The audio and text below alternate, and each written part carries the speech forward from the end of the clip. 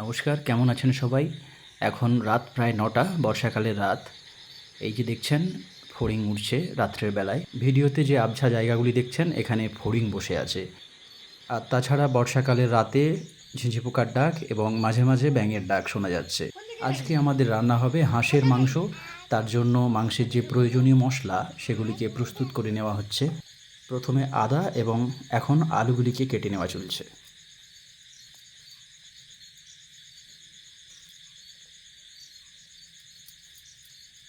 চারিদিক নিস্তব্ধ পরিবেশ, তারই মাঝে ঝিঁঝি পোকার ডাক। আজ সকাল থেকেই সারাদিন বৃষ্টি হচ্ছিল। এই বিকেল থেকে কিছুটা বৃষ্টি বন্ধ হয়েছে। আজ ঠান্ডা ঠান্ডা ওয়েদার, তাই মনে হলো যে একটু মাংস হোক। মুরগির মাংস তো প্রায়ই খাওয়া হয়, আজকে এনেছি হাঁসের মাংস।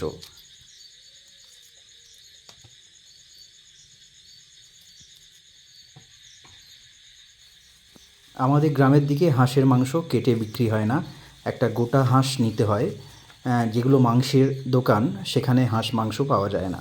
কারো বাড়িতে যদি হাঁস থাকে সেগুলো পাওয়া যায়, সেখান থেকে আমরা একটা হাঁস নিয়ে যেখানে মাংস কাটা হয় সেখানে কিছু টাকা দিয়ে তাদের কাছেই কাটিয়ে পরিষ্কার করে এনেছি। বাড়িতে এসে মাংসগুলিকে সুন্দর করে ধুয়ে নিচ্ছি।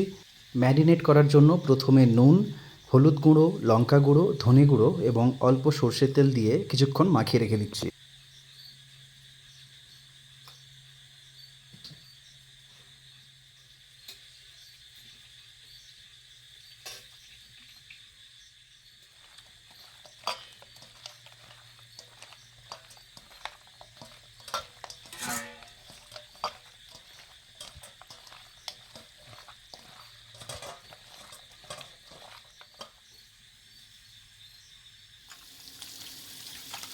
আর এদিকে মাংসের যে প্রয়োজনীয় মশলাপাতি সেগুলিকে সুন্দর করে ধুয়ে নিচ্ছি।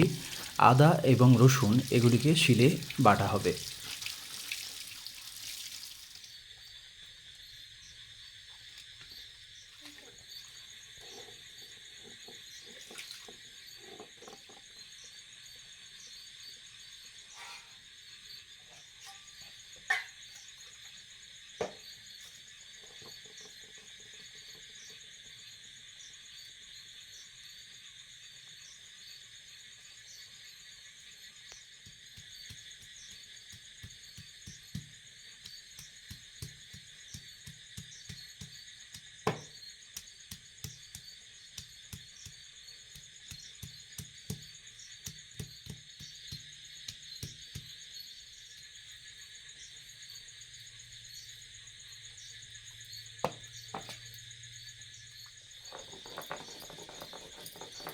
অনেকেই বলে থাকেন যে শিলনোড়াতে মশলা যে বাটা হয় সেটা দেখতে দারুণ লাগে এবং এর আওয়াজটাও নাকি খুব সুন্দর লাগে।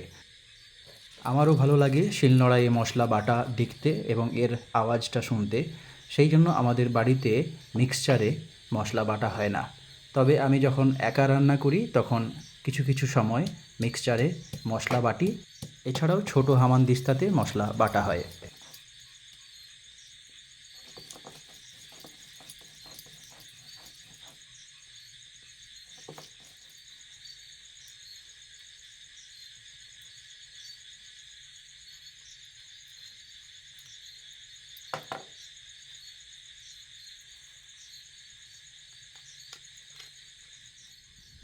মশলা বাটা শেষ হয়ে গেলে এবার আলুগুলিকে ভেজে তারপর মাংস রান্না করা হবে। হাঁসের মাংস একটু শক্ত, তাই অনেকটা সময় লাগে। আর মাংসটাকে নরম করার জন্য আমরা এতে পেঁপে দিচ্ছি। মাংসের সাথে পেঁপে থাকলে পেঁপেগুলো খুব খেতে ভাল লাগে। আর বেশি কিছু বকবক করছি না, বাইরের ঝিঁঝি পোকার আওয়াজের সাথে রান্নার আনন্দ উপভোগ করুন।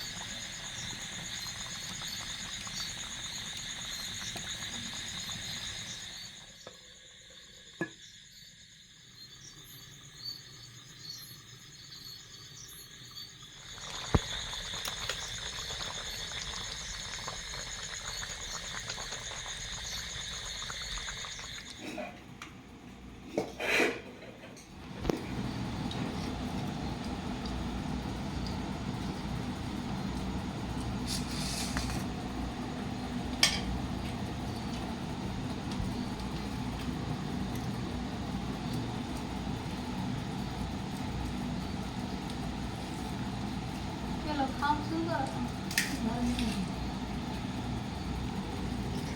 ভালো ভালো খাও খাও। না